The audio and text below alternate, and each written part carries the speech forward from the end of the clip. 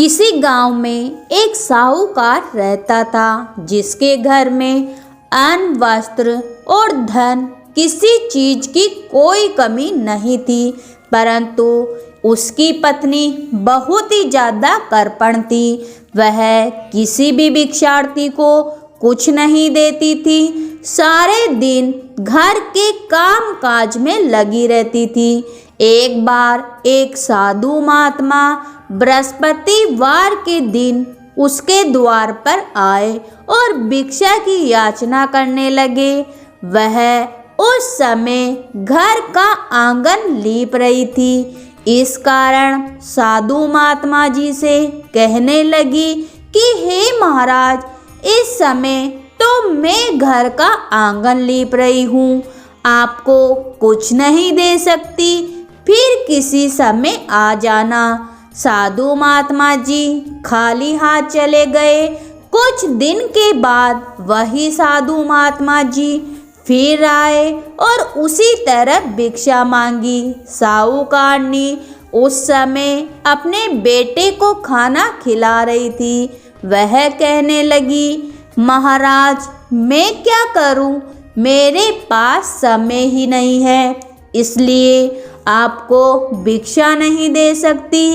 तीसरी बार साधु महात्मा जी आए तो उन्होंने उसी तरह फिर भिक्षा मांगी, लेकिन वह फिर उन्हें वैसे ही टालना चाहा। परंतु साधु महाराज इस बार कहने लगे कि यदि तुमको बिल्कुल ही अवकाश हो जाए तो तुम मुझे भिक्षा दोगी क्या? तो साहूकार ने कहने लगी कि हाँ हाँ महाराज, बिल्कुल, यदि ऐसा हो जाए तो आपकी बड़ी कृपा होगी। साधु महात्मा जी फिर कहने लगे कि अच्छा, मैं तुम्हें एक उपाय बताता हूँ।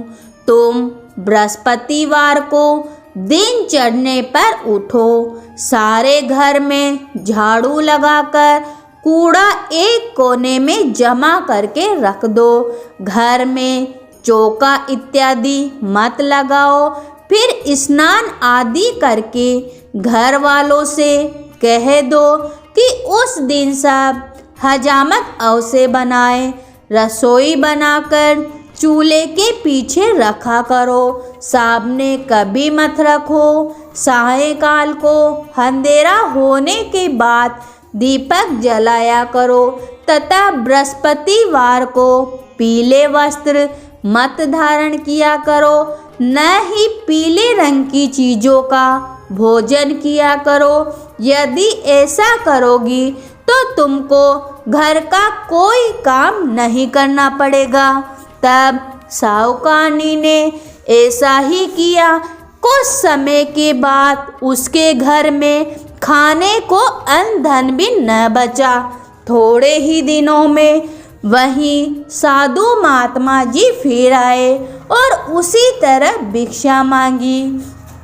साहूकारनी ने कहा कि हे महाराज, मेरे घर में खाने को अन्न ही नहीं है, आपको क्या दूं? तब साधु महात्मा जी कहे, जब तुम्हारे घर में सब कुछ था तब भी तुम कुछ नहीं देती थी, अब पूरा पूरा अवकाश है तब भी तुम कुछ नहीं दे रही हो, तुम क्या चाहती हो वह कहो। तब साहूकारनी ने हाथ जोड़कर प्रार्थना की कि हे महाराज, अब आप कोई ऐसा उपाय बताओ कि मेरे पास पहले जैसा धन धान्य हो जाए। अब मैं प्रतिज्ञा करती हूँ कि अवश्य जैसा आप कहेंगे वैसा मैं करूँगी। तब साधु महाराज ने कहा कि बृहस्पतिवार को प्रातःकाल जल्दी उठकर स्नान आदि से निर्वृत्त होकर घर को गाय के गोबर से लीपो तथा घर के पुरुष उस दिन हजामत न बनवाए। भूखों को अन्न जल देती रहा करो।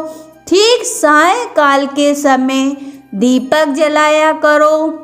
यदि तुम ऐसा करोगी तो तुम्हारी सारी मनोकामनाएं पूरी होगी।